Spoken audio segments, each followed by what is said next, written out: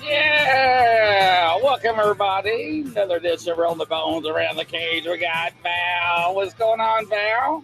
Not much. I'm just getting over the flu. I've had that awful thing all week, and I didn't know if I was going to even make the show tonight because it was pretty bad. So hey, Crazy Witch. Hey, Catherine. Tess Tammy Johnson. Crazy Witch. Oh, help me. I'm sorry you're not feeling good. Everything else going okay? Everything is fine. Everything is fine. I know that we have this gentleman coming on that's, I've been anxious to chit chat with. I know I've seen him around, but seen him around. He has been around. Yeah, I've not had the opportunity to. Mr. Hensley, everybody, welcome to the show. Yeah, we got Old Bear backstage. Yeah, what do you think about that, Val? I think that's very good. I think it's very good. Yeah. Thank you, Tammy. Yeah. I'll feel better. You do not sound like Val today. No. No, you don't. No. But I'm getting better. I'm getting better. I hope you do feel better. But yeah, let's go ahead and bring Old Bear back on. Old Bear, welcome to the show. Glad to have you. Thanks for having me, guys. Oh, absolutely. Glad to have you on the show anytime. Yeah. Welcome. So, introduce yourself for people that don't know about you and give us a little history on you. Well, everybody knows me as Old Bear. It's been my CB handle. It's been, I was given that moniker by my first wife due to a movie with Sissy Spacek in it, Coal Miner's Daughter. And I've been chasing these creatures around for 30 plus years, doing investigations, trying to catch up to them and find out what they are. And I've helped quite a few people, about, I think 15 people that have had trouble with Bigfoot over the years. It's ranged from where you just go in and, set boundaries and they listen, and then you deal with ones that don't know how to listen. You do what you have to do to get them to understand that we're the top of the food chain and you're messing with the wrong predator. Mm-hmm. So that's very interesting, Old Bear. My moniker is Gumshoe Guy. Mm-hmm. And I know, and I've seen you around, but I never connected the name with the face and stuff. But I'm so glad to finally meet you. Mm-hmm. Everything that I've heard about you was pretty good. I mean, I was impressed by a lot of the things that I've heard. A lot of the people that know of you came to me and said, "Hey, you gotta talk to this guy, Old Bear." And I think I reached out to you once or something. Yeah, we've spoken on the phone a couple of once or twice. Yeah, and something was going on or something. I don't know. It's life. It's what we got going on. So I heard part of your conversation with Grizz about Sasquatches. You see, Yeah. what I do, and I've only been involved in this for about 12 years. Yeah. But what I did was I brought my skills and experience and stuff from law enforcement into the fray here with the Bigfootery and stuff. And what I look at is patterns and confluences, trying to figure out, what the behavior is, what the motive is, what the manner is. And yeah, I see a number of people that have a feeling that Bigfoots are people, and that they can be made to love them, respect them, even let them in their houses and stuff. What do you think about that, Old Bear? Well, the people have to understand this. Yes, they are a type of people in the sense of the word that they have their own society, they have their own structure, Mm-hmm. and they have their own hierarchy. The big males, they're the boss. Nobody steps over them. And if there's a fight between two clans, it's the two big males that get in the fight and they settle it. It could be a life or death struggle, and that's Mm-hmm. the way they see it. Mm-hmm. Letting these creatures come to your home and stay around your home, they know that we are physically unable to match them. They know that. They're not dumb. They have. They can sense things that we can't. They can smell pheromones. Whatever comes out of your body, they can smell it. They can sense your fear through smell because we put off pheromones that show fear. All animals do it. Everything on this planet does it. Mm-hmm. And when they sense that, they've got you.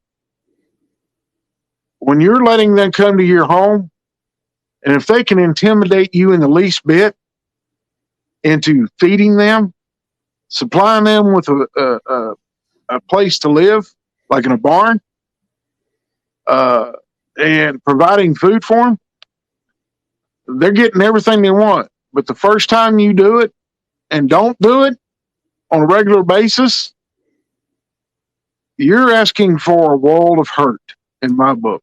Mm-hmm. I have seen people, I've had to help 4 or 5 different families because they were feeding Bigfoot. And somebody got sick. They didn't have the money to provide food for them because they got healthy appetites. I mean, they can eat when they want to eat, and they eat a lot. Mm-hmm. And if you don't have the money and the means to do it, and you don't have the physical ability to do it, you get sick, go to the hospital for 3 weeks, 2 weeks, or a week, come home and can't get outside for another week or 2, or 6 weeks because you got a broken leg or something. You can't get up and carry that 50-pound sack of food out there to them every 2 to 3 days. Mm-hmm. Yeah, they're going to turn you into breakfast, lunch, or dinner, one of the three. Mm-hmm.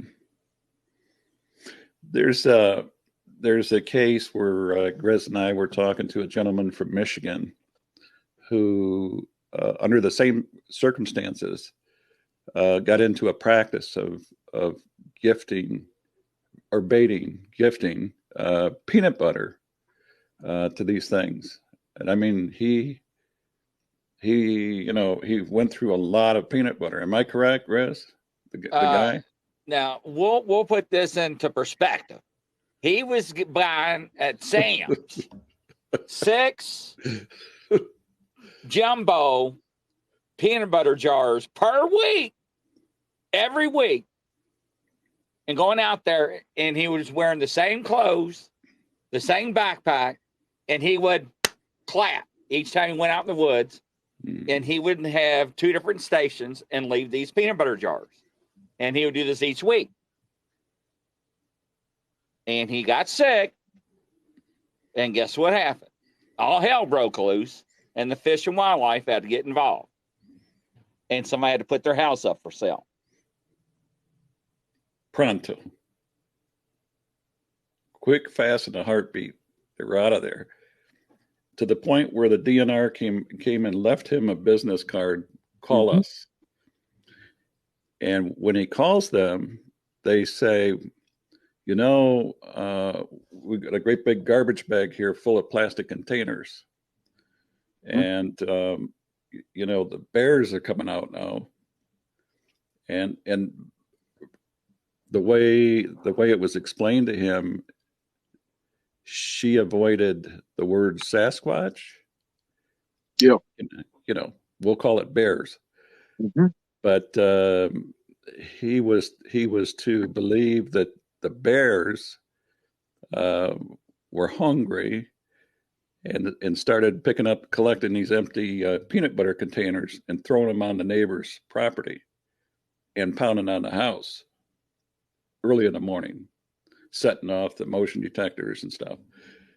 That's as ridiculous as it sounds, but that's her way. That's their way, the establishment's way of acknowledging a problem without going directly, and saying what it is and stuff. But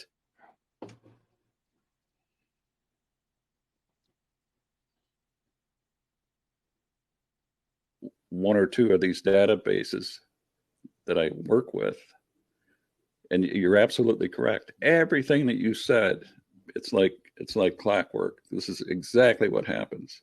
You feed them, and you better keep on feeding them, because if you don't, you're what you're doing is you're doing a disservice to everyone around you.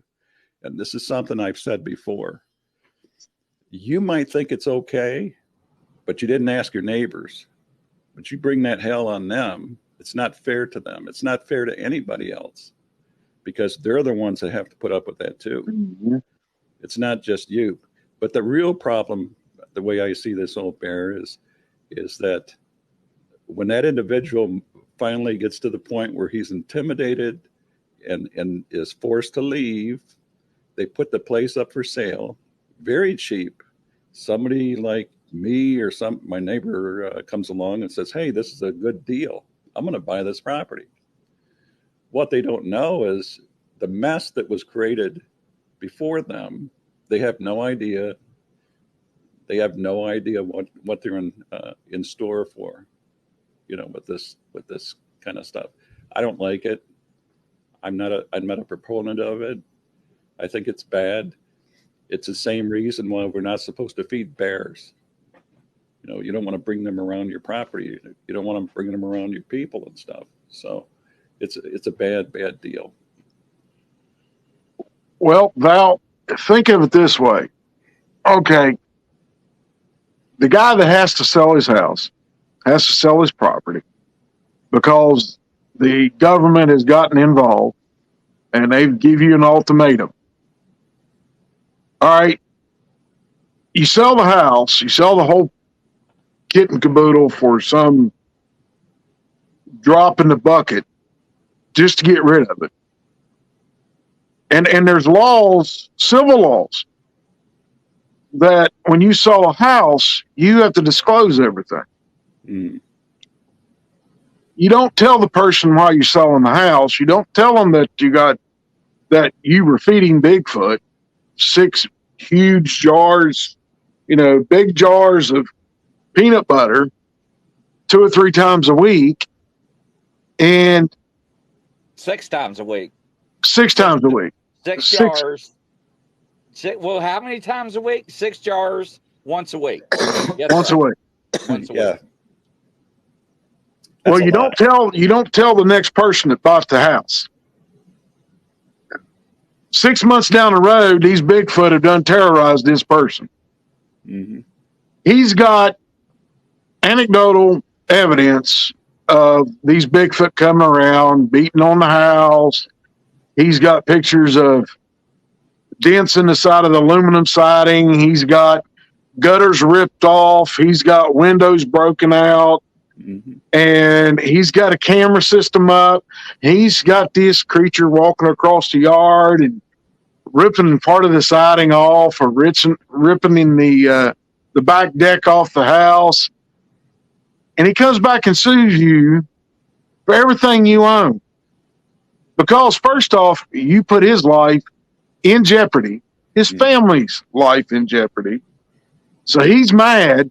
He's going to find a lawyer that's going to bring a lawsuit against you personally. Mm-hmm. Take everything you got, put you out on the street. And then after that happens, the government's going to come back and make him get rid of his house for a penny or 2 on the dollar. Mm-hmm.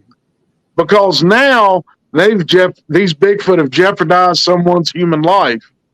And the government is going to make him sell the property either to the government or to some entity that professes to be private but is actually owned by the federal government. Now he's out of a house. You're out of everything you own because you were afraid to disclose that these Bigfoot were coming around and you were dumb enough to start feeding them. Mm-hmm. Where does anybody win in that? There's not a human being that wants to live on the street. There's not a person that is buying a house thinking they're getting a great deal, that wants to go in and put up with something that's 7, 8, 9, 10 feet tall, 12 foot tall, 5 foot across the chest, covered in hair, and can rip you apart in a matter of seconds. Nobody wants to deal with that. Most of these people that buy these houses away from a city where these creatures tend to live most of the time, because they do go into the urban areas of cities. Definitely. Mm-hmm. And, because it's easy pickings. That's the reason they go near the cities. Mm-hmm. Easy food source. Mm-hmm. They can go and rip a lid off a garbage container and eat like kings. Mm-hmm. But the thing of it is, people that move from the city and they go and buy this house out in the country, they don't know nothing about these creatures, because it's all fairy tale and makeup. It's a bunch of bull. People have been doing dope, drinking, saw these things. It's a figment of their imagination. Mm-hmm. Then they get the harsh reality of they are real. Now, you've jeopardized their wife. You've jeopardized their children, if they have children there. And courts don't like that very much. So you're going to lose big time. Mm-hmm. And even with grainy pictures of something walking across the yard, because he didn't buy the top of the line video system that would have put him in the poorhouse in the first place, Mm-hmm. court's going to look at that and go, well, somebody was doing something, and, it does look like it might be, some kind of an animal or creature or something, but you, sir, were the one that sold the house cheap and didn't tell these people. Mm-hmm. There's laws against that. You have to disclose when you sell a home or a property, you are required to disclose those things. Mm-hmm.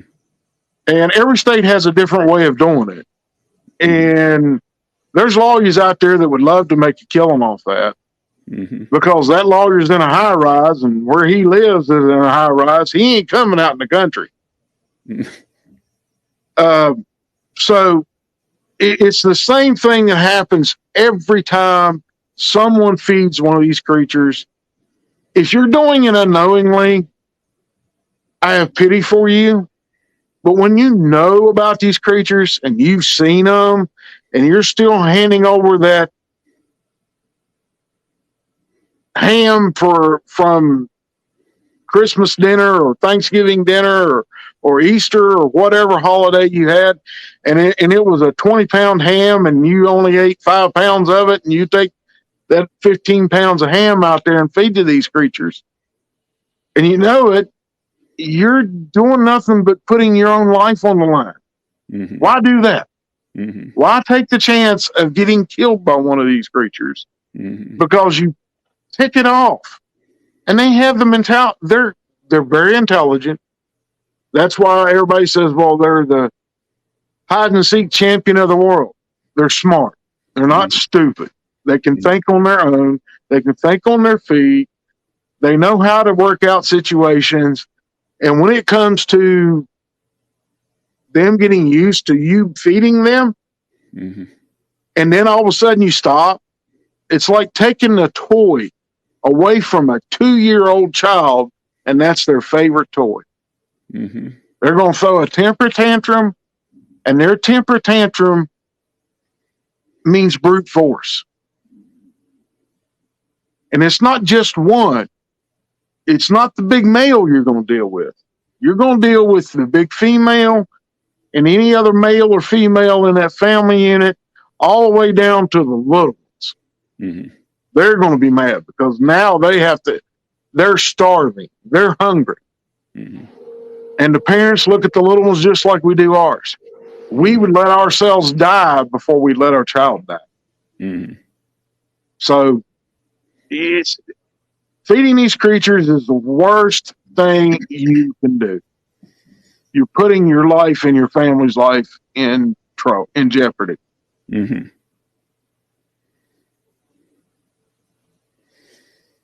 Yeah, I always thought that it's my belief that Bigfoot has been around for many, many, many years. Many years. I'm from Michigan, by the way, Old Bear. Mm-hmm. Hello, Brian.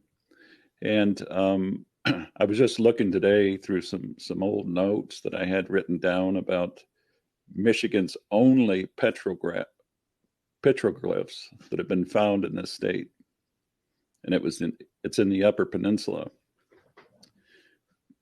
But in any event, they say that those petroglyphs have been there for at least 300 BC.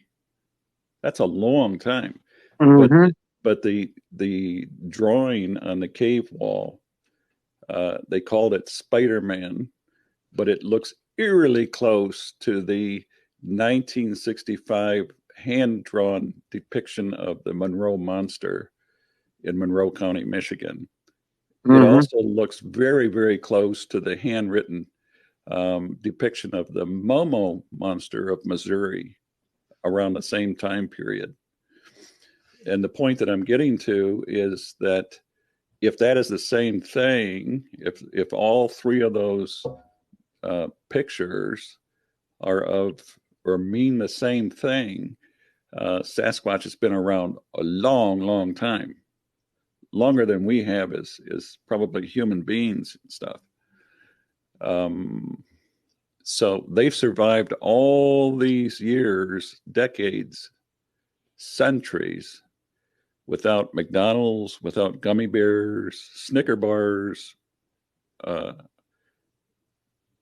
ribs, barbecue chicken, Mm-hmm. hams and stuff.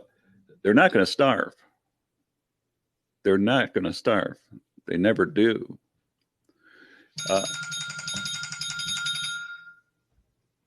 One of the one of the things that that I was sharing with Grizz was the Miller document. Have you ever heard of the Miller document?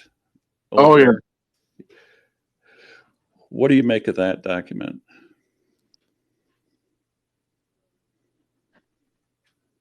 There's one paragraph, the last paragraph in his document, that really resonates with me and has me sitting straight up, taking notice of it, is the statement that he makes in his final paragraph of that document.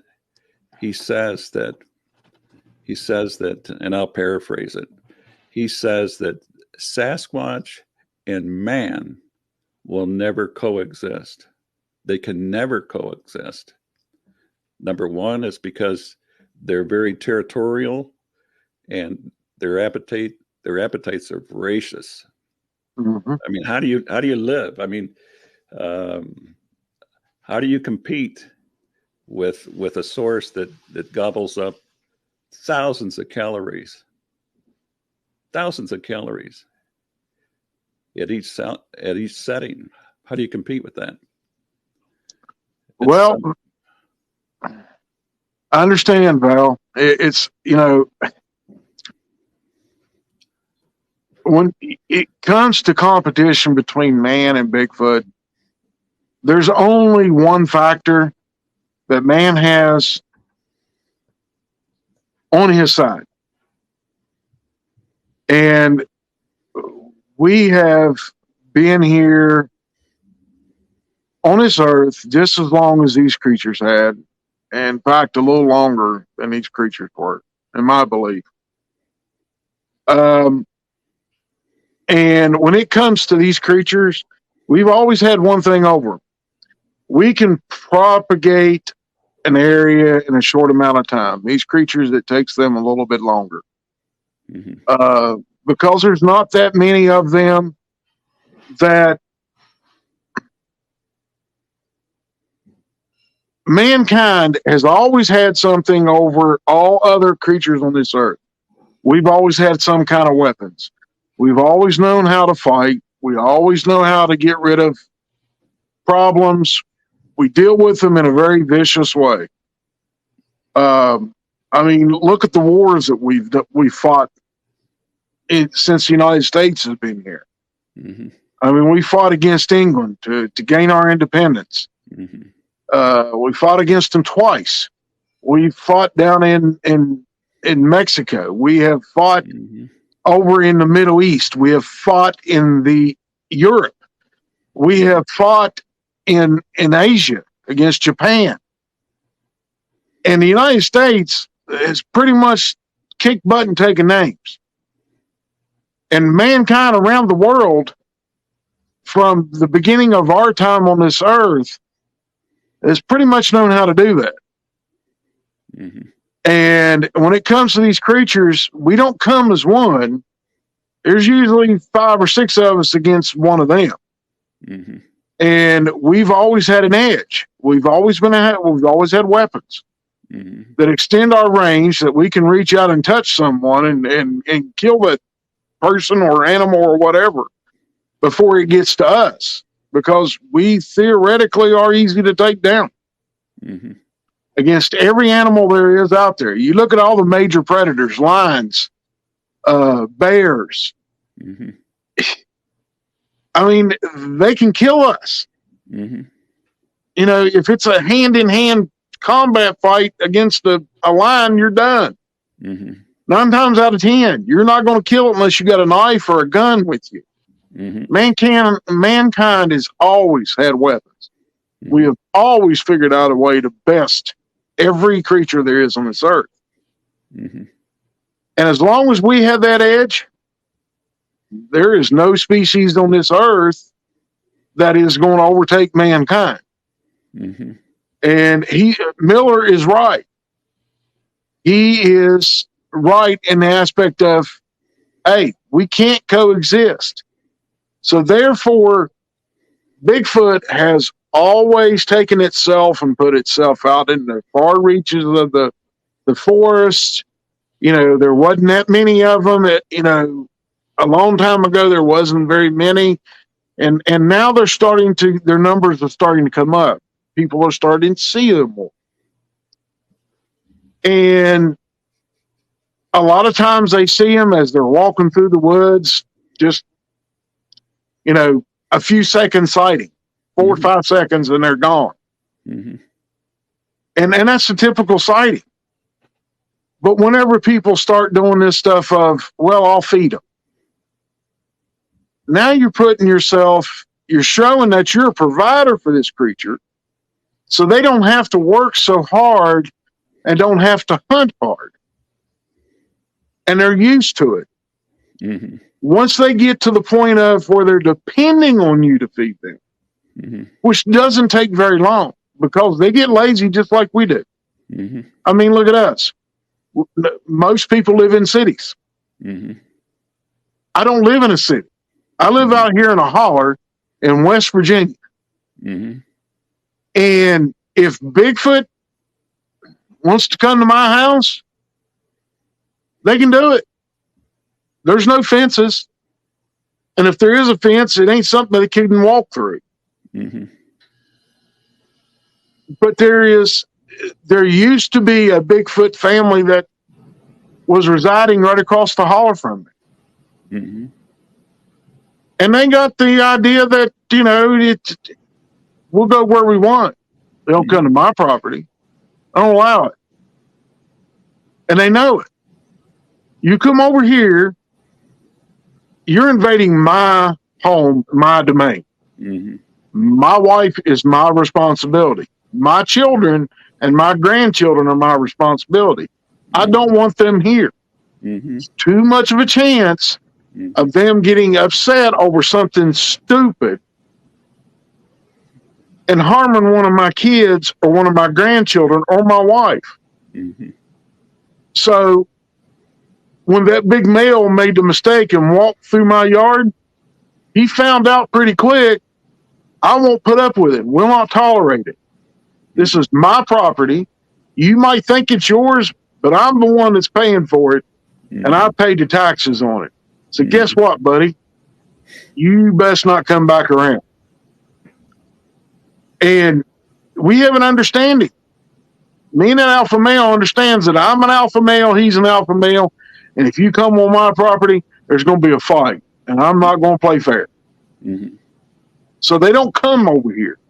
Now, they stay over on the other side. They haven't been here for 2 years, and here recently we started hearing them making their whoops and screams up the holler. They ain't coming down the holler. Don't come down here. It's going to start over again. And they understand that, hey, I just won't tolerate it. It's my family, my place. I don't allow that here. So, sorry.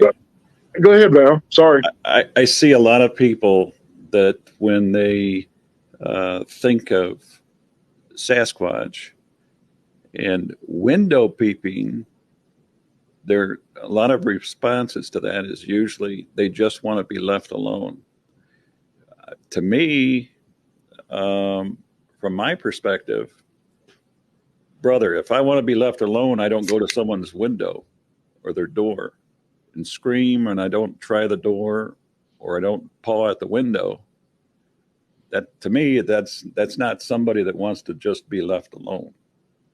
Right. I'm 6 miles away from Detroit city limit. You don't do that around here. You don't play that game around here. You don't paw at someone's door. You don't try the doors. You don't go peeping in the windows around here because something bad happens most of the time when that happens. But people want to equate these as people. If they're people, then if they're able to, then they should act or emulate us, a society. You want to conform, you want to emulate, you want to migrate into this community, this world community, then to me, in my thinking, you have to conform to our ways. That's it. Yeah. I mean, there's no two ways about it. So what is your? I see a lot of reports that I classify as aggressive reports, and a number of gunfire reports. Mm-hmm. It's lopsided. It's lopsided, Obear. There's more aggressive reports than there are gunfire reports. What do you think the cause of that could be? Well, it's simply because they believe everything that is out there. Every piece of property, no matter whose name's on it in the human world, it belongs to them. They have they have their thoughts, and in their mind, they have the legal right to walk anywhere they choose. They leave the cities to us, and anything outside the cities is theirs. And that's the way they want it. I mean, they want to be able to do what they want to do when they want to do it, the same as we do. I mean, our forefathers set up a free country for a reason.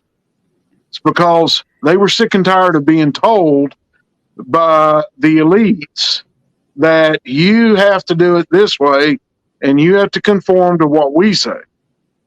We set up a free country because we wanted a free country. The problem is these creatures were here back in the times of the early days of human beings here in the United States. And they, the Native Americans, the American Indians, whatever you would like to call them, mm-hmm. They were the first ones here. Mm-hmm. They dealt with these creatures. Oh, yeah. Every tribe dealt with them. Every tribe. Mm-hmm. And most of the time, they had to deal with them harshly, mm-hmm.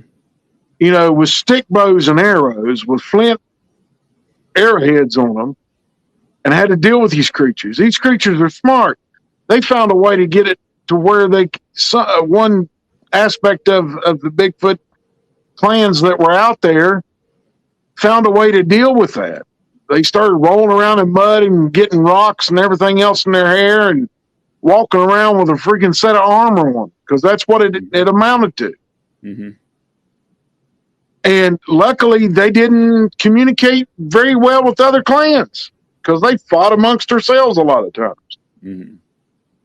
And nowadays, they still fight amongst themselves, but they don't do it like they used to, because it's easy to walk around, let people see them, and the people that live in the cities or the small towns or that have no idea what's out here in the natural part of the United States.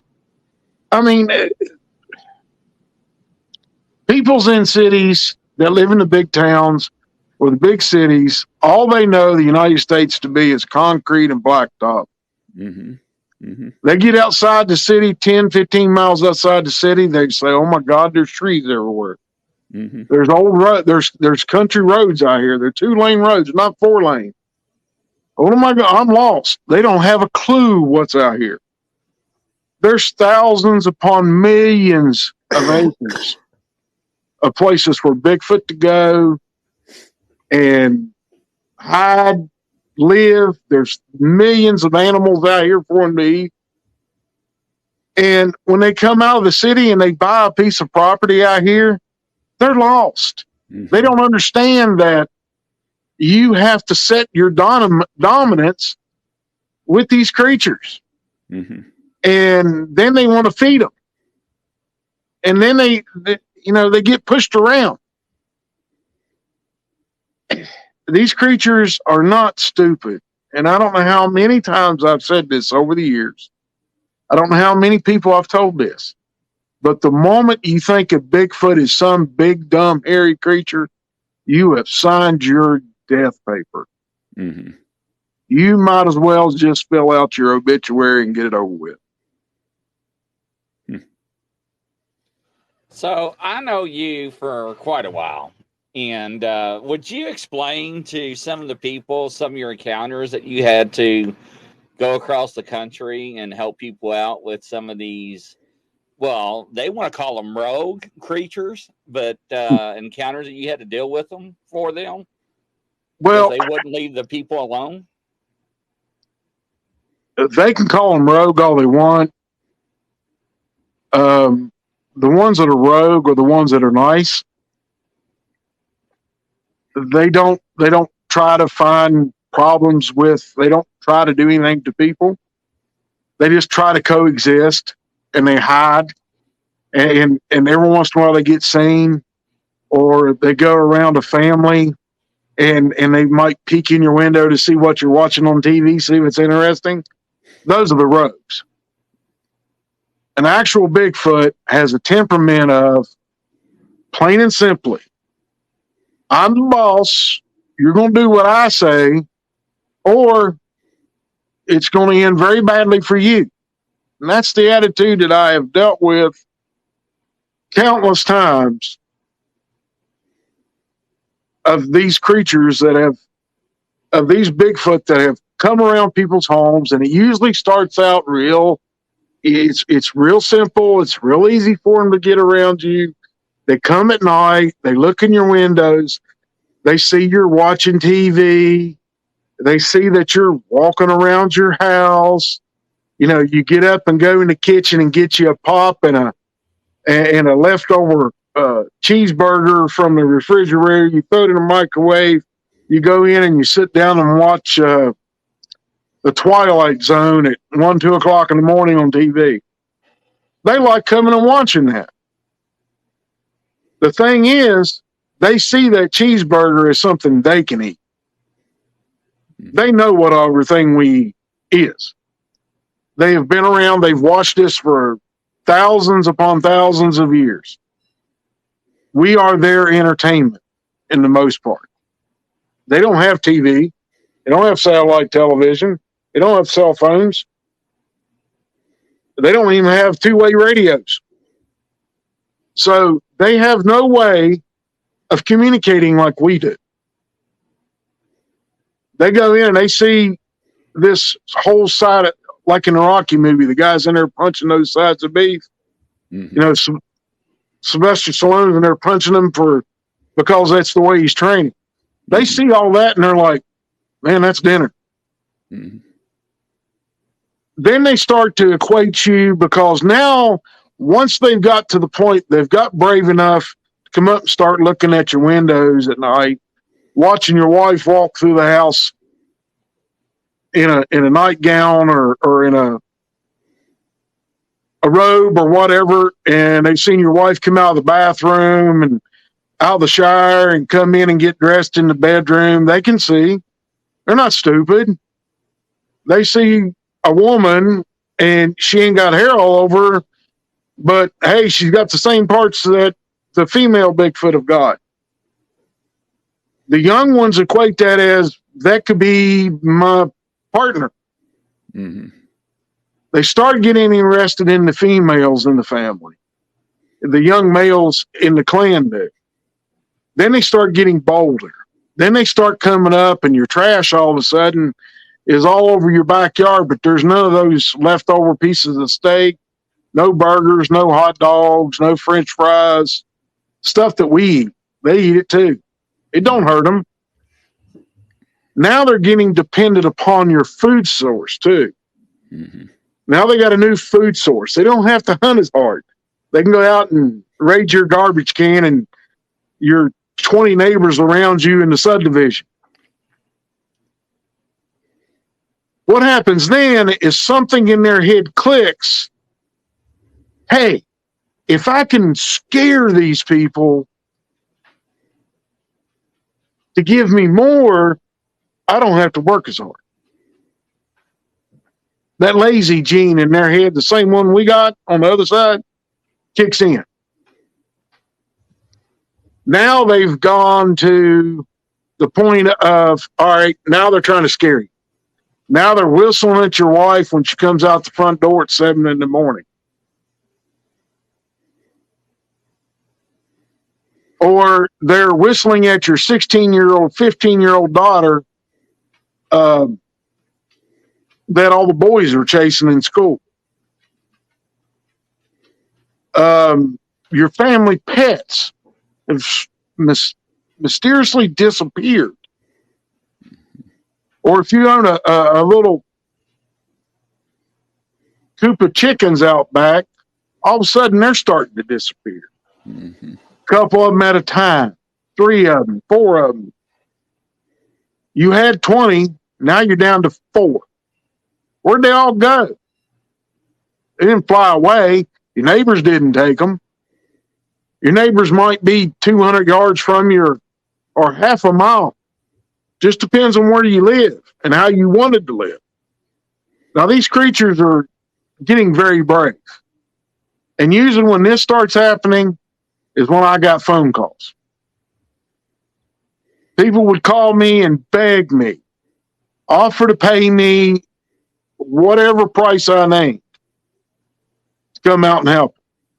Because I had a reputation of dealing with trouble and dealing with it in a short order, and them understanding that, hey, you're not wanted here. Don't come back. If you do, it's not going to be pretty. I didn't go out and have to shoot these creatures. I didn't have to go out and shove a spear in them or anything like that. All you got to do is make a couple of flashbangs, set up some camera traps, set some lights up and some cameras that they think are working, and they get the picture. They don't like to be known. They don't like to be seen. And I've dealt with the ones that just do not comprehend what no means. And those are the ones where you up the powder and the flashbangs, you set traps for them, something that will blow up in their face, a lot of light, a lot of nasty smoke, and everything like that. And after they do those 2 or 3 times, they start getting a hint that maybe I shouldn't be here. And then people get upset because, well, these creatures are getting aggressive. Well, the aggression started the minute you let them come around your house, or you saw one running across your yard because it was in there peeking at your wife, or it was in there watching your kids in their bedrooms watch cartoons to fall asleep to at night. Mm-hmm. It's because you didn't deal with that issue then and there. Mm-hmm. You got to be an alpha. That's what they understand. They understand alpha and they understand a beta. Mm-hmm. They're alpha and you're beta when you let them get by with something. If you show them that you're an alpha, they turn the other way. They become the beta and they figure it out. They're smart. They're not stupid. They can think with the same kind of brain we got, people. Mm-hmm. And these creatures, when it comes to dealing with them, if you have to throw lead in their direction to get them to understand that you're the alpha and you're messing with the wrong person, you got to do it. I don't advocate for anyone to go out and just start shooting a Bigfoot. I said throw lead in their direction. I don't hit them, because when you start shooting them, you better kill them, because they are going to come at you with all of their strength, all of their know-how, and they're going to have a very bad temper. They're going to mean to kill you. Mm-hmm. And not only you, but everyone in your family. Mm-hmm. And it all began with them looking in your window at night. Mm-hmm. And it just progresses from there. And as long as you allow that progression to go on, I'm sorry, people, but you're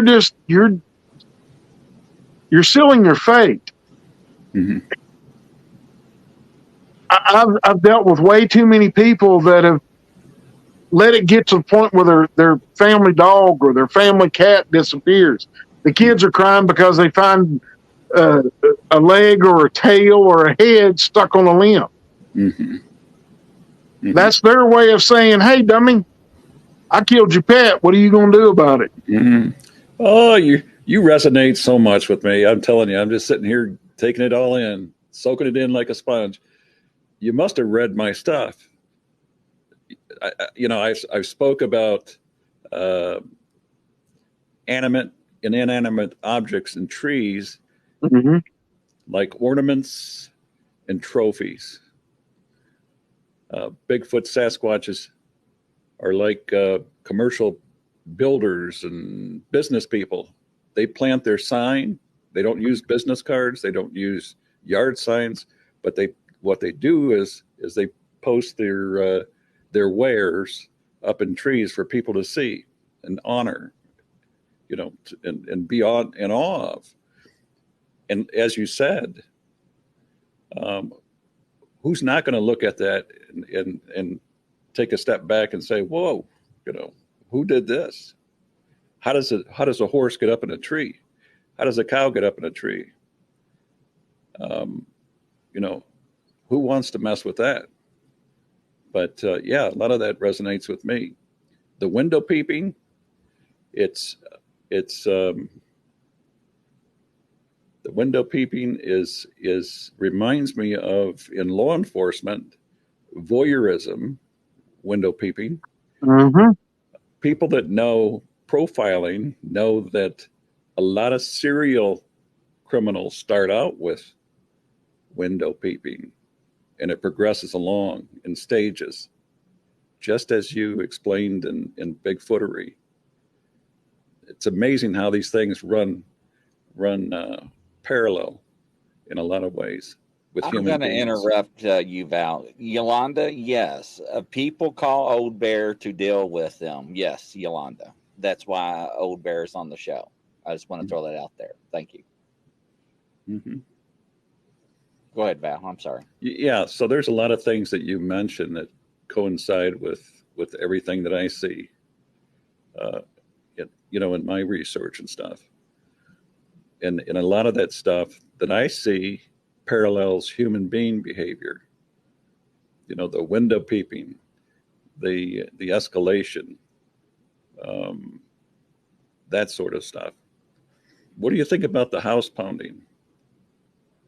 Well, the house pounding is an intimidation thing. Mm-hmm. I mean, you've caught Bigfoot.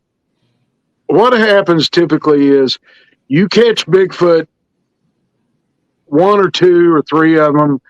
They'll come to a house and start watching, and they get interested in either your daughters or your wife. And I've had accounts on my channel on YouTube about this. One of the first ones I put out was about something that happened in Georgia, because this big male and the beta male, the biggest beta male, his son, one of his offspring, was out there pleasuring themselves because they were looking at his wife and his daughter. They didn't even know nothing about these things. The man has to end up shooting both of these creatures and killing them, and the rest of the family comes in and drags their bodies off. So, the thing that gets me is, look, I've got daughters.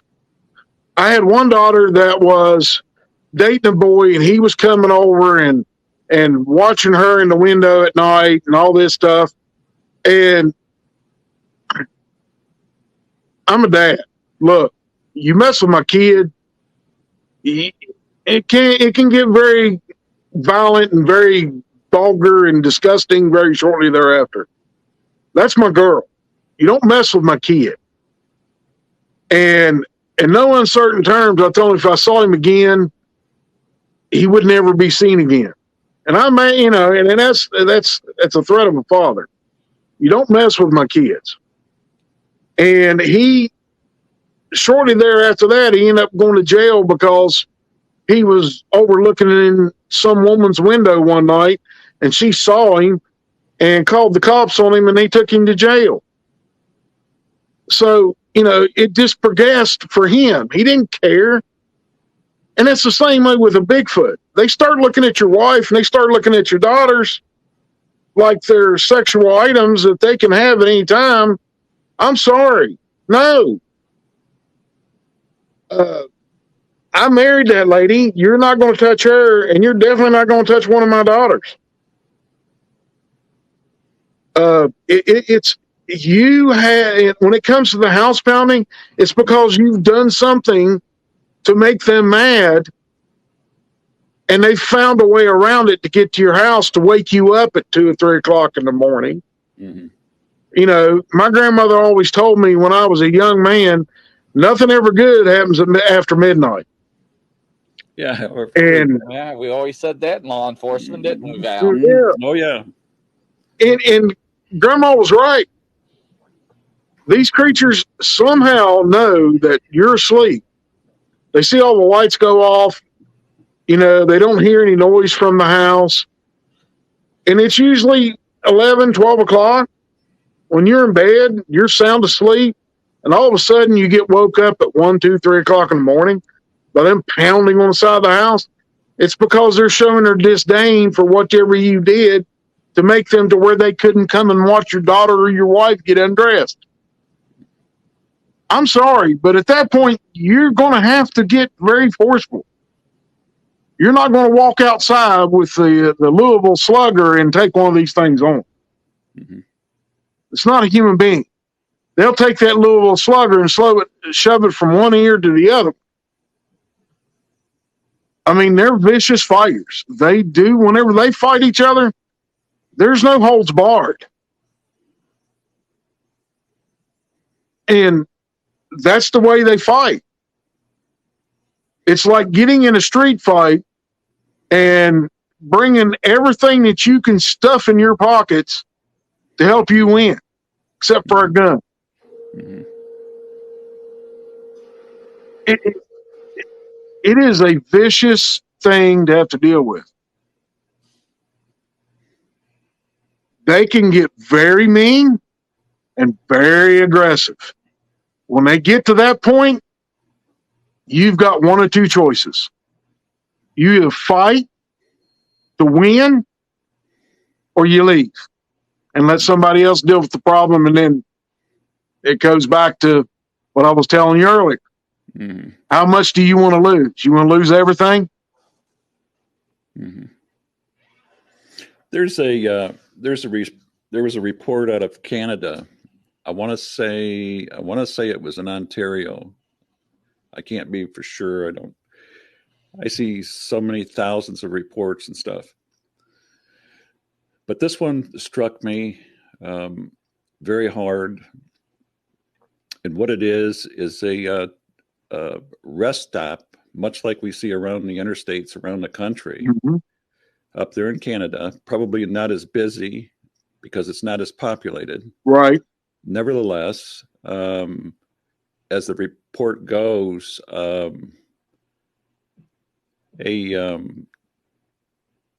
truck driver pulls off the ramp to park to go use the bathroom and stuff. Mm-hmm. But there's a car blocking the egress.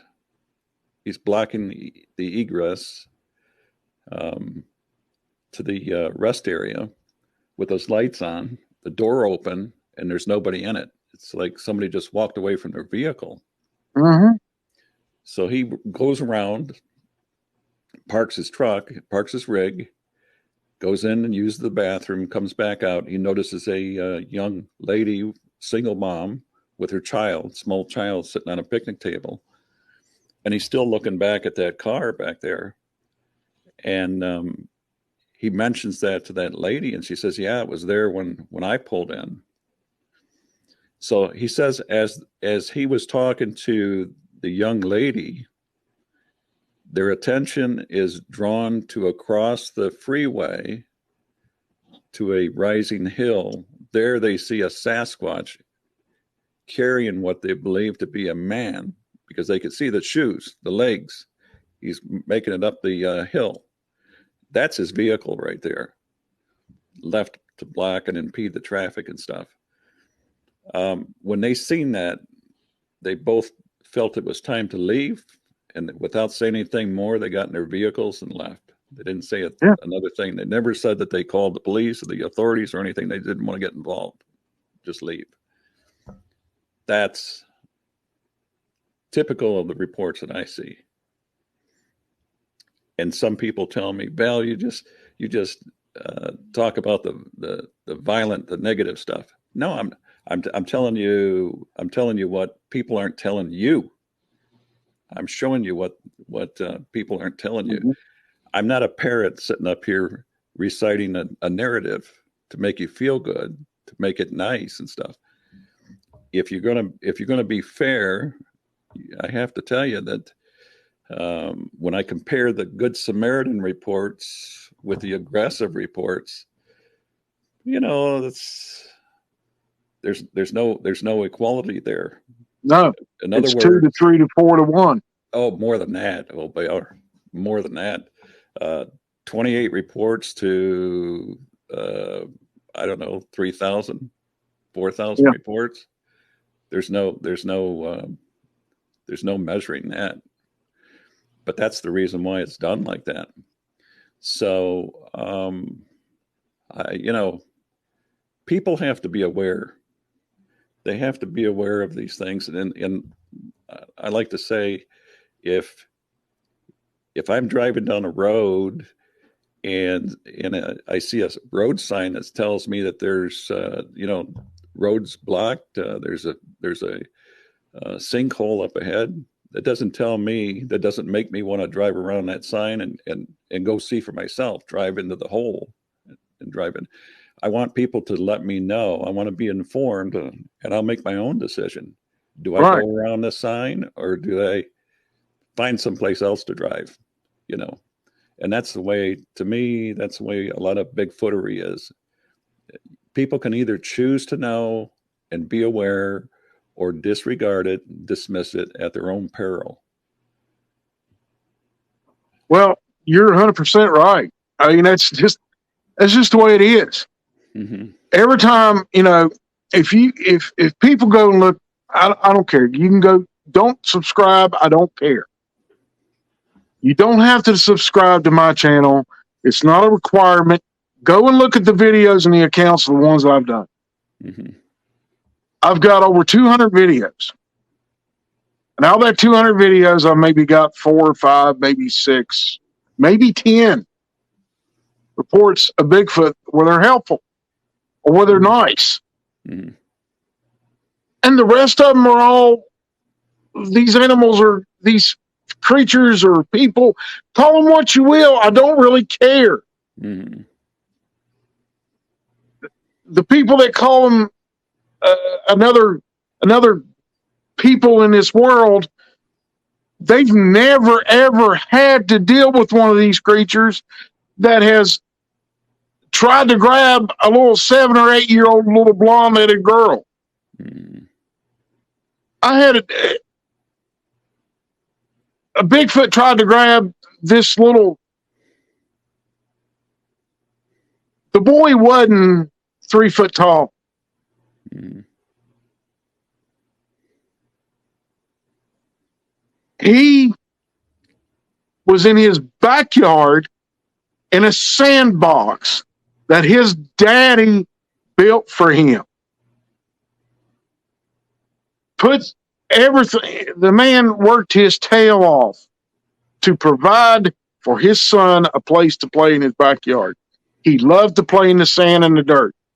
He had little Tonka trucks, little Tonka this, little Tonka that, excavators, everything. His daddy paid for every bit of that, and he worked his tail off to pay for it. This family had a different skin color. You can see me. I'm just some dumb old white redneck from West Virginia. That's what most people call me. I don't care. You can label me whatever way you want. I don't care. But this kid, see the look on this kid's face when his parents called me and I show up. and have to go to this house in a completely different state, southwestern North Carolina, to see that look on that boy's face. That boy was terrified. And that was 10 days after it happened. 2 male Bigfoot come in the yard and tried to grab this kid. His daddy was sitting there at the kitchen table with sliding glass doors. And beside those sliding glass doors was a 12 gauge loaded with double-aught buckshot. That man went outside and fired 5 times at them creatures. They finally turned and ran. And that boy's face was still the same as when his daddy picked him up and carried him in the house. That boy was terrified. He wouldn't talk. Mom and Dad would have to pick this boy up, carry him to the bathroom so he'd go to the bathroom, and then clean him up constantly because he was that scared. He was afraid to move. Mm-hmm. I had to go deal with those creatures because, and I'll call them a creature because, hey, to me, they're not human beings. Mm-hmm. You can call them a people, but they're not human. Mm-hmm. You know, they have animal tendencies. Mm-hmm. I had to deal with those creatures, chasing them off by, I think I ended up setting 24 different traps for them to walk through to get to the backyard. Even after he'd shot at them with double-aught buckshot, they still came back. He didn't hurt them. That hair is so thick, it doesn't make any difference.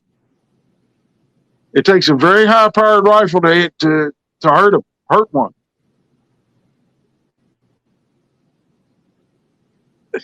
This man and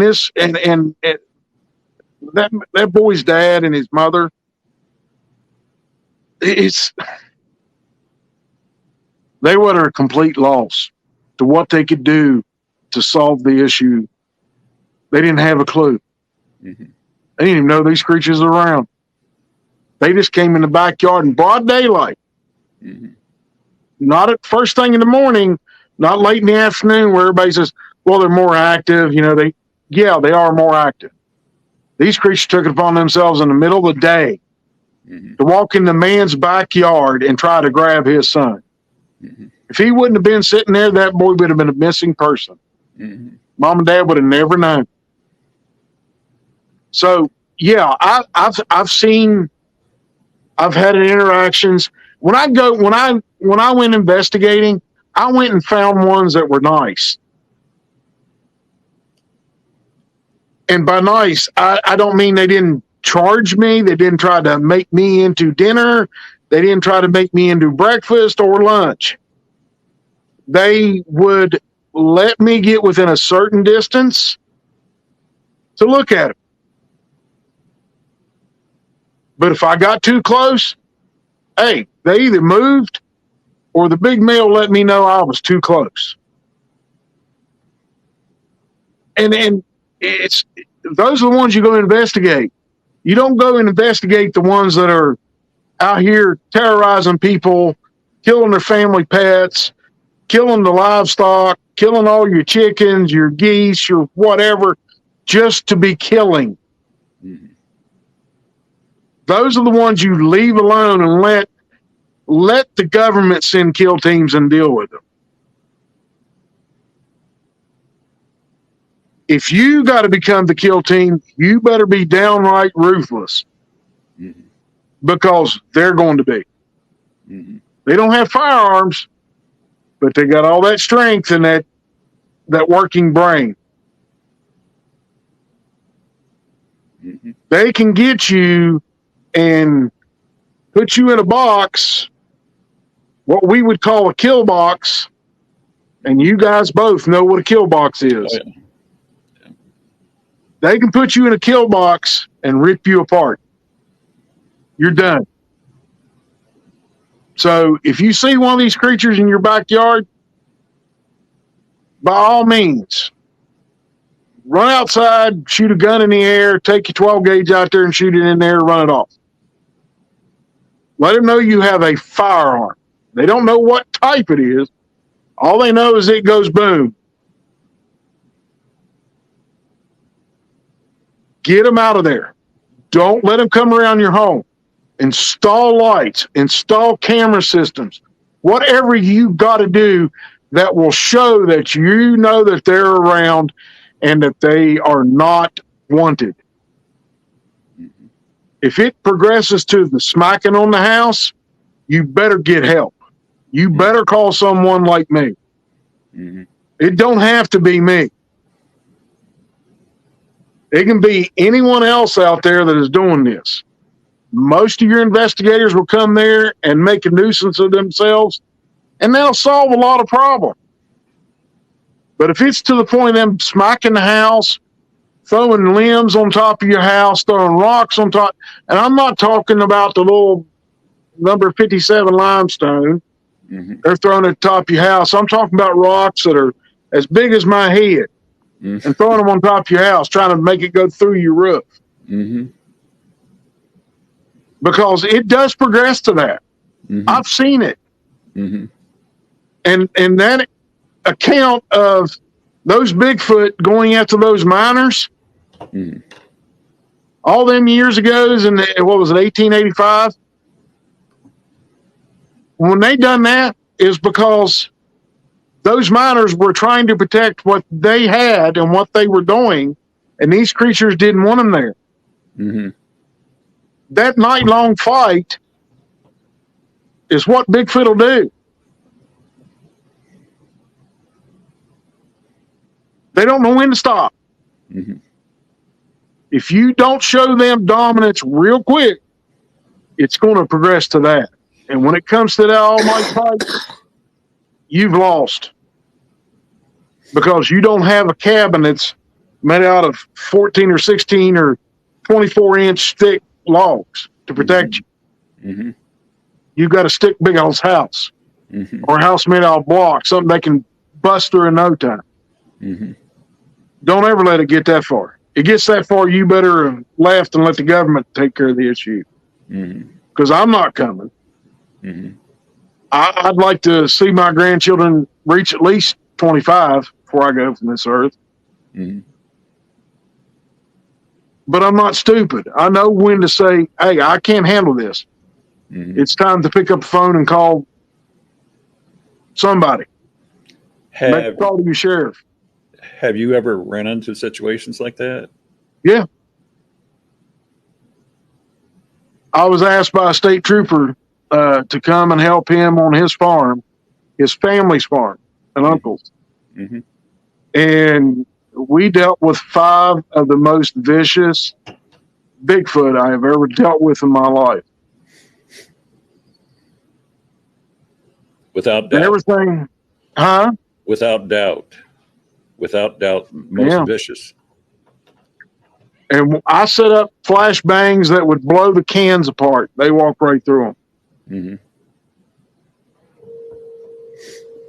So if people think that these things are all cute and cuddly like the little cat that's laying right here on my wife's lap, I got news for you. Come to West Virginia.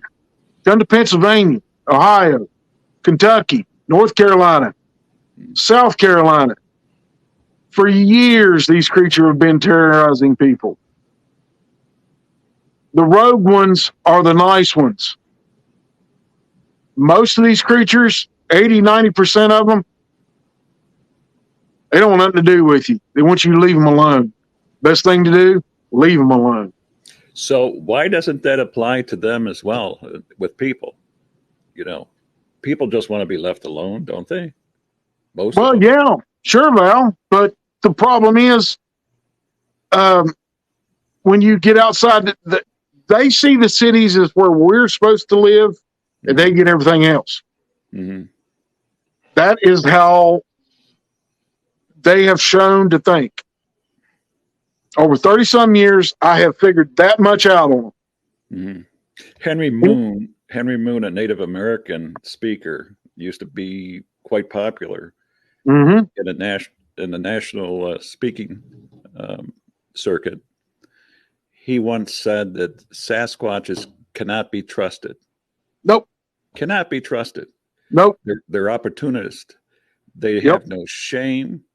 They have this idea that whatever you have, they're entitled to that as well, and they'll take it. Yep, they're opportunists.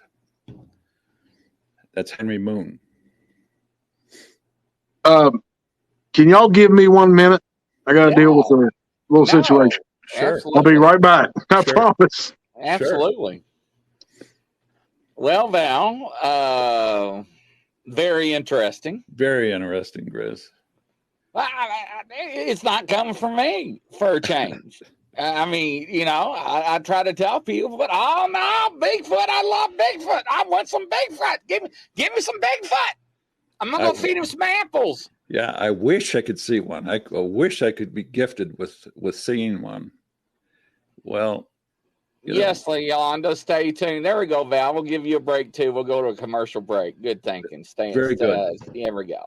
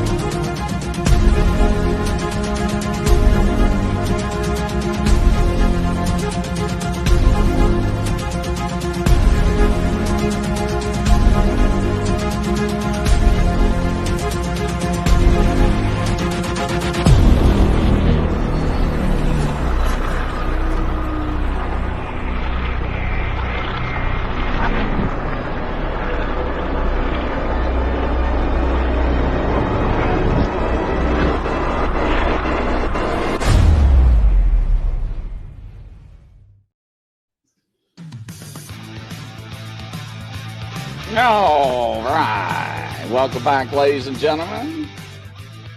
I had a little short commercial break. All right. Everybody's back.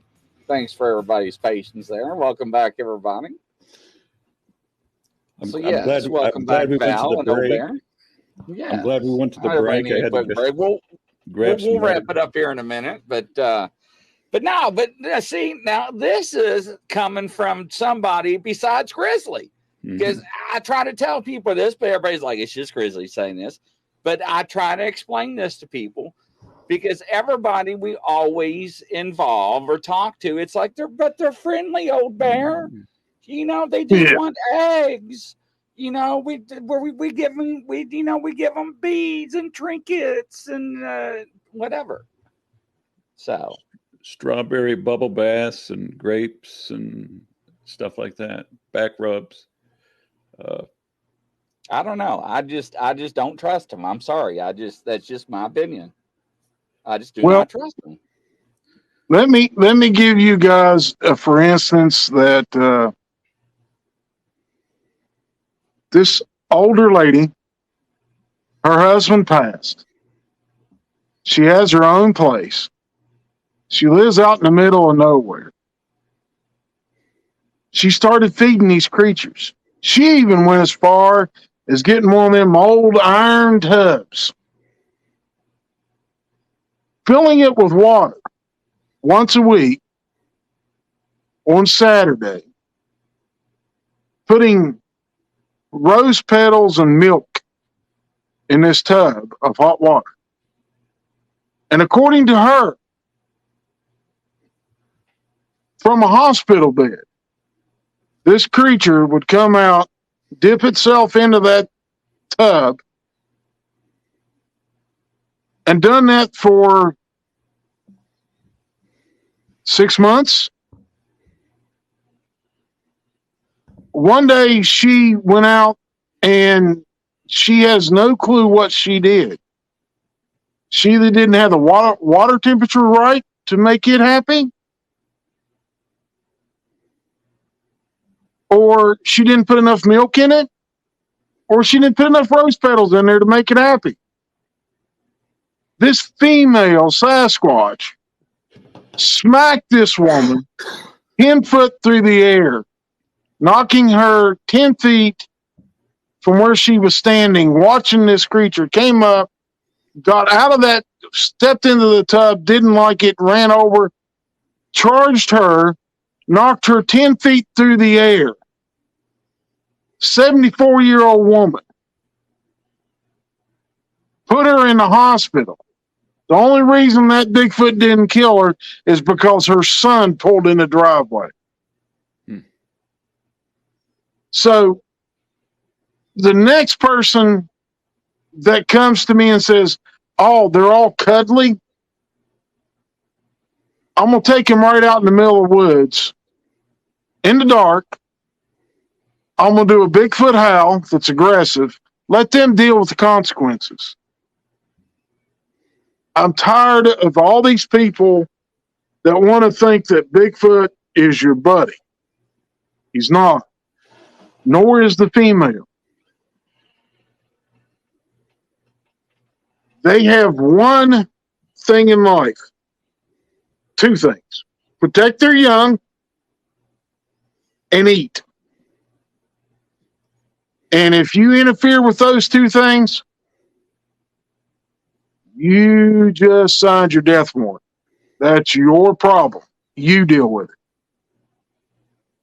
Pick the phone up and call me, and I'm going to ask you what you did. And if you created the problem, I'm going to tell you sorry, but I'm not dealing with it. I've done it before, and all it does is they quit for 6 months or a year, then they start over again. It doesn't. It's a never-ending cycle. Mm-hmm. People that think these vicious animals are cute and cuddly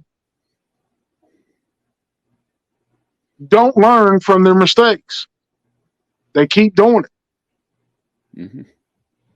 So there was a question in the comments a minute ago. And what caliber do you recommend? You can place shots in the head or the throat of a Bigfoot with a high power caliber of 30-06, 270, 308, 30-30, 300 Win Mag, 338 Lopua, .338 rum, any caliber. If you can place the shot effectively in the head and right underneath the chin, or in the back of the head or the back of the neck, effectively with that gun, being scared half to death, then it's the right caliber. If you shoot him anywhere else, shoot yourself the second bullet. Oh, wow. Because at that time, they're going to be on you.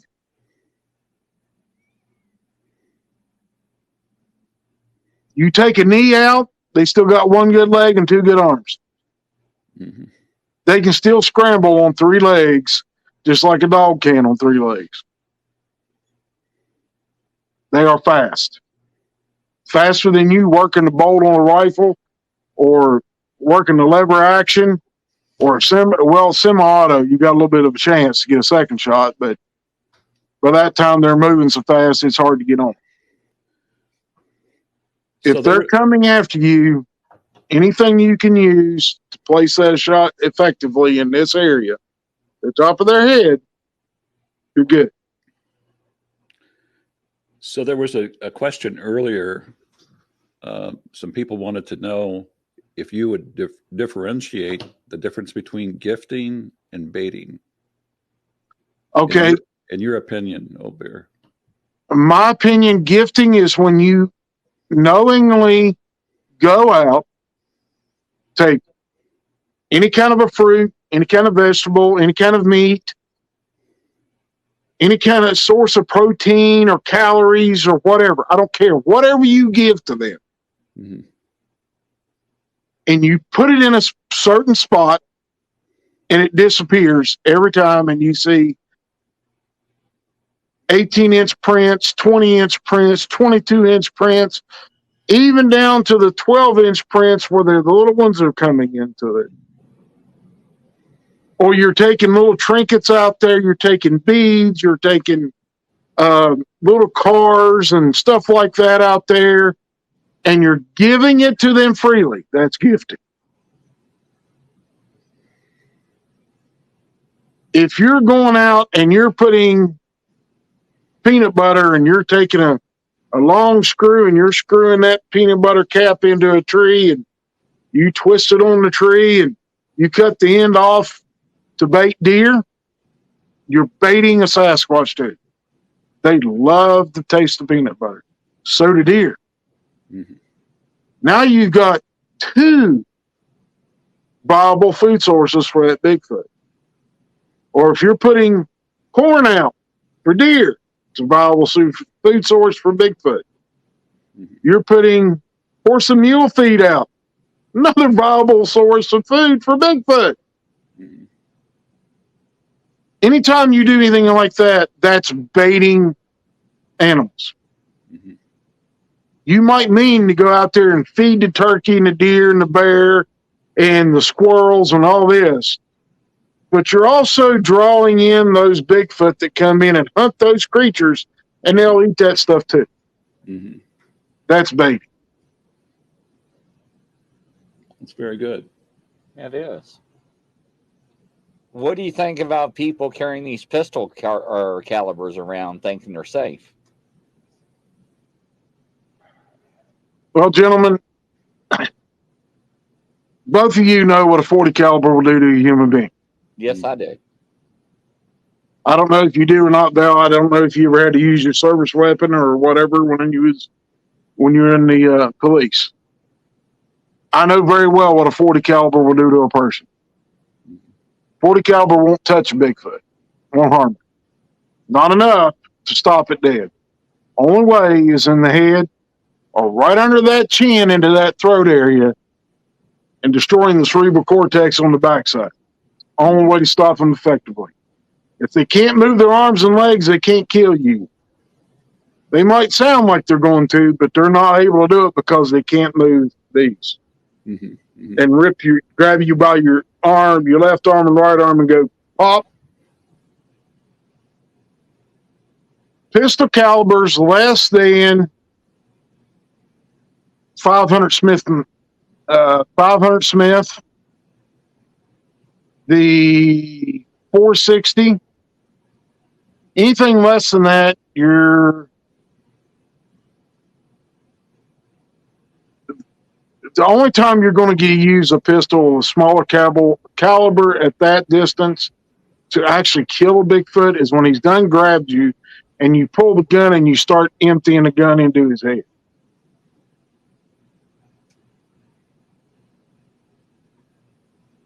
I can kill a deer with a 40 caliber. I can kill a deer with a 9mm. I can kill a bear, walk up to a bear and finish a bear off. I bear hunt. They're dangerous.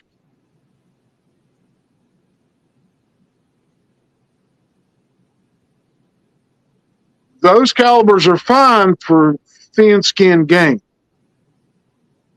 Thick muscled game, they're not game. They're you're not supposed. A lot of states have these things where you're not supposed to kill. But something that is that thick muscle and that thick of bone, you are going to make them matter. The madder they get, the worse they are. If anybody out there that has been in the military and you've had to be in hand-to-hand combat with someone on the battlefield, you'll understand what I'm talking about. If you can't do the job with what you got, don't try the job.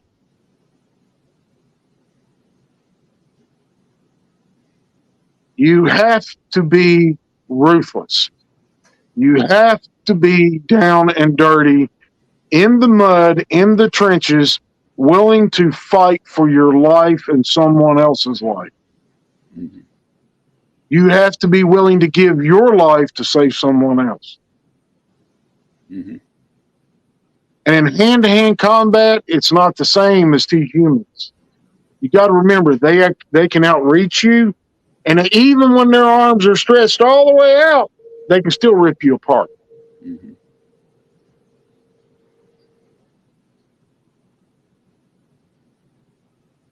Messing with one of these creatures, dealing with one that is mad, is the last thing the typical American citizen will want to do. It's not like living on the streets of Detroit or Chicago where everybody's got a gun and you don't know who the criminals are and you don't know if the person you walked past a minute ago was a criminal or a good person. These creatures, you will know one thing for true. They can kill you at the drop of a hat. It may piss them off, or you may burp and make them mad, or you may be out in the woods and be there with two buddies standing there talking in the woods because you was out hiking that day and one of you expel gas in some way, shape, or form and make them mad. Because more than likely when you're in the woods, they know where you are, they know what you are doing, and they know if you got a gun. Because 9 times out of 10, they're going to smell the oil that you put on the gun or on the leather that it's in or the holster, or they're going to smell the gunpowder you fired in that gun last weekend because you didn't clean it. Mm-hmm. They know when there's a firearm.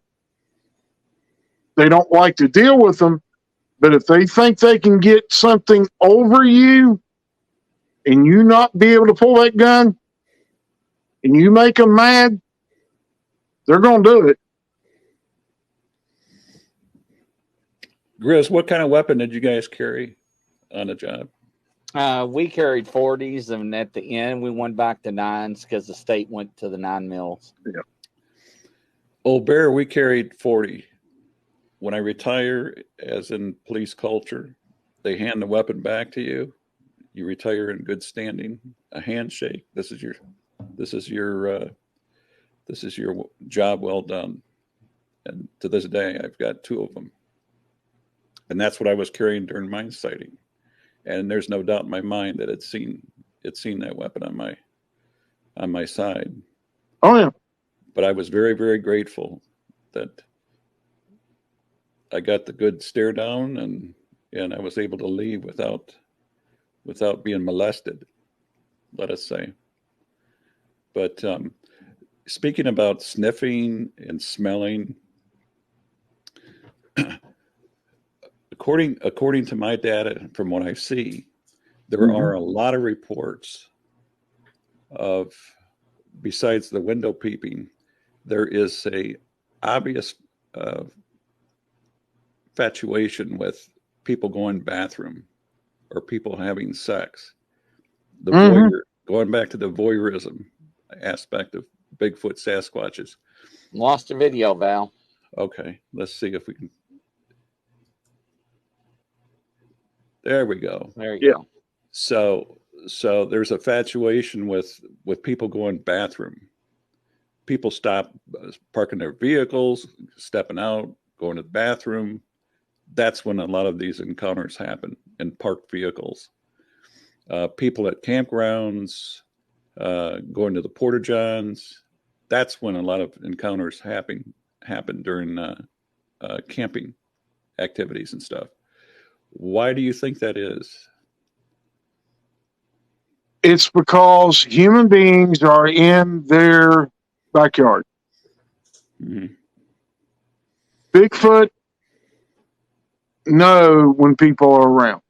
We just got home earlier today from me and my wife going camping. Now, I used to be of the mindset, I'm good in a nylon tent. Not anymore. If it was up to me and my wife would let me, our camper would weigh about 20,000 pounds. Mm-hmm. Because I would add so much steel to that thing. All 4 walls, the roof, the flooring, everything. I'd have to go out and buy a 1-ton diesel just to pull it. And it's only a 22-foot long camper, or 26, including the tongue and the bumper on the back. Mm-hmm. It's a nice camper. I love going camping with my wife.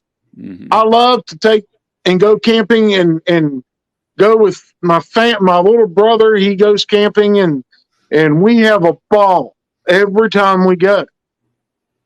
But every time we go, I carry my 40. My brother carries a firearm when he goes. My wife carries her personal firearm, which is the 357 Magnum. Now, when you see a 5-foot tall woman pull up a 357, you better be scared. Because that woman's a deadly shot. She don't miss. She hits where she wants to hit. And I carry an AR. And sometimes I'll take my 300 Magnum with me, depending on the area that I'm going to. Most of the time, it's just my 40 and her 357. And then, like this past weekend, I carried my 40 and an AR because of the area we were in.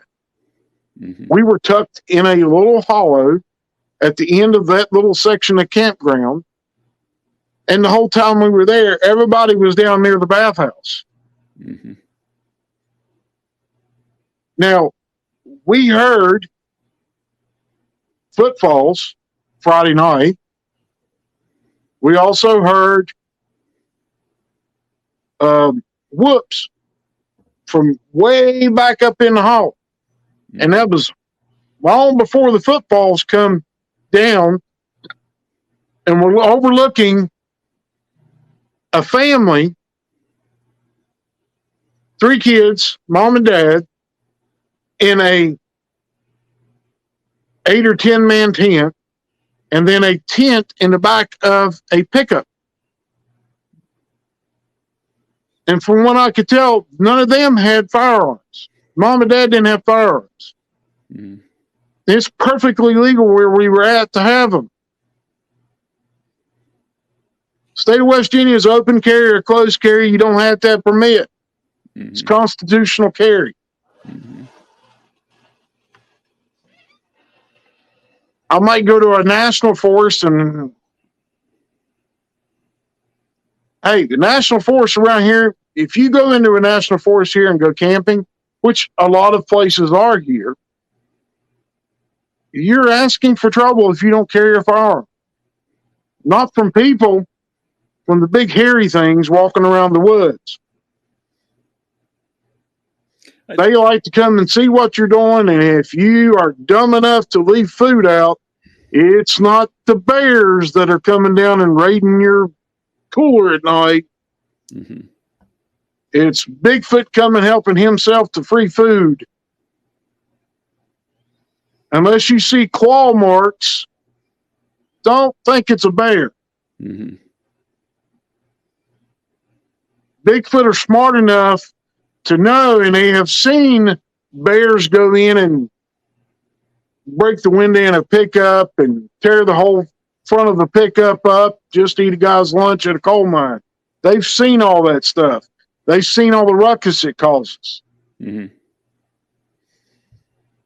go to these campgrounds, and you take off and take the kids to the pool. It's up there to where the pool area is and where everybody else in the campground's at. And while you're gone, you come back and you're like, man, somebody robbed us. No, it wasn't somebody, it was something. And there's no claw marks. It's not a bear. That's not a coon. There's not teeth marks in it. That's a Bigfoot that said, nobody's around. Free food, hot dogs, hamburger. They get out and get your food. They're not stupid. They understand when people go camping, they have food. There's a pretty good report out of California where some loggers were logging, and they got into a brawl with the workers, because the workers were very upset when they went to eat. Their burritos were gone. And when they encountered the Sasquatches apparently, according to the reports, threw the burritos and struck several of the men. Apparently they didn't like burritos. Spices, probably. Well, go ahead, Val. I'm sorry. That's all right. So the loggers pleaded with helicopters pilots to take them out of that area and stuff. They were in a panic. But again, stealing lunches. What was your thought, O'Bear? Well, when it comes to the burritos, the spices, you got to think of a Bigfoot's diet. There's not a lot of spices in their food. Bigfoot will kill a deer and eat it like it is. They'll just rip the hide off from it and start munching. There's not spices there. The spices probably affected their stomachs and made them mad.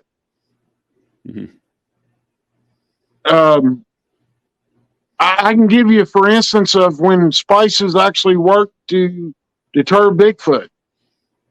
A little over a year ago, the state trooper that I helped on his uncle's property had a problem with a Bigfoot at his home. I told him how to make 5-alarm chili. Bigfoot ate I think it was like a 5-gallon container of 5-alarm chili. Now, this chili has cayenne pepper in it, ghost peppers, jalapeno peppers. No, sir. And everything else. And it's all disguised with sweet spaghetti sauce to kill that smell, because they can smell those spices. Mm-hmm. But the thing is, if you put enough sweet spaghetti sauce in there, they don't notice it till they eat it. Mm-hmm. Well, this Bigfoot left a trail of about a half a mile of, let's not sugarcoat this, diarrhea after he ate that chili. He never came back. He figured out that he wasn't supposed to be there. Mm-hmm. And stuff like that, hey, gift him the chili. Let him have all of it he'll eat. Let him deal with the consequences as he runs off because his stomach is all messed up. Mm-hmm. They get the hint. You're not wanted here. Leave. Don't play with one of these creatures. Mm-hmm. If you're gifting, you're asking for trouble.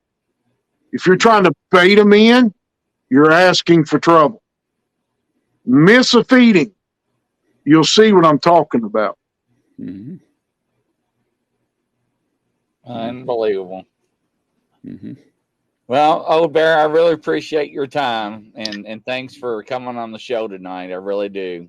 Very good, Old Bear. Yeah. Greatly I'm appreciate glad it. to get this opportunity to speak with you and stuff. It was very nice. Hopefully you'll come back again. Yeah, Anytime. absolutely, sir. Really. I'd like to chat with you again. Let me say one thing before we take off. Absolutely. A few weeks ago, you had someone on that I know. I met that person 3 years ago in Tennessee, and the things she was that it was a female. The things she was saying on your show Mm-hmm. were things I told her 3 years ago. Mm-hmm. Please be careful when you sit down and listen to these other people out here that are talking about Bigfoot. And when they say something and you think you've heard it before, Mm-hmm. it's because they're just rehashing the same thing that someone else has told them that person thought that they could trust them with. The things I told that person, and I'm not going to name names. I'm not like that. I'm not going to sit here and downgrade the person. But the things I told that person were in confidence because it was a test for that person. Mm-hmm. They failed it. And this person knows who I'm talking about if they're watching the show, and I hope they see this.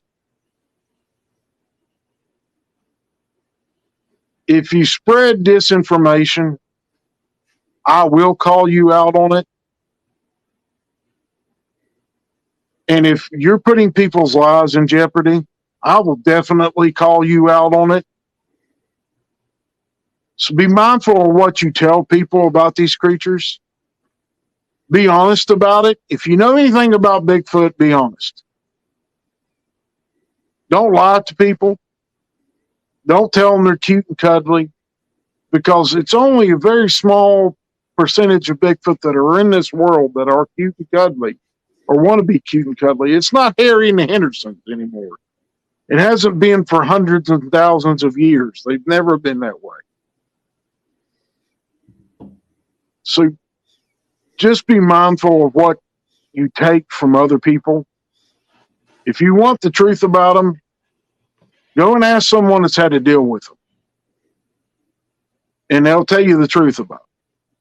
Because it don't take very many instances that I've had to deal with these creatures and deal with them harshly to save someone's life because they made a simple mistake, to make you very pessimistic of your fellow humans when it comes to these creatures. Mm-hmm. And I'm getting to the age now, guys. I'm getting slow. I'm getting old. I can't go as hard as I used to. And it's to the point now where it's better for me to tell the whole truth and nothing but the truth to save someone's life, so they'll understand that when you're out there, when you're out in the woods, or you're out in your back 40, or you're out deer hunting with your buddies, you see one of these creatures, walk away. Don't run. When you run, you become prey. They will chase you down. They can chase you down, and they will harm you or kill you. It's happened for centuries that way. So that's all I wanted to say, guys. I appreciate you letting me come in. Thank you very much. Thank you very much, Joe. You have a good evening, sir. Take care. Well spoken. Thank you again. Good night, guys. Good night. Val, what do you think there, sir? That's got to be one of the best shows we've had, really. And I feel crappy. I still feel crappy, but I feel a lot better than I did the day before. But it was a good show. I like it. It was an absolutely good show. I hope you get feeling better. I will. All right. Well, you have a good evening. Godspeed, ladies and gentlemen. And hopefully everybody has a good rest of the week. And we'll see you on the flip side, ladies and gentlemen. Take care. And Val, you get feeling better, brother. All right, my friend. Later. All right, ladies and gentlemen. Take care. Godspeed. We'll see you. And thanks again, O'Bear. Take care.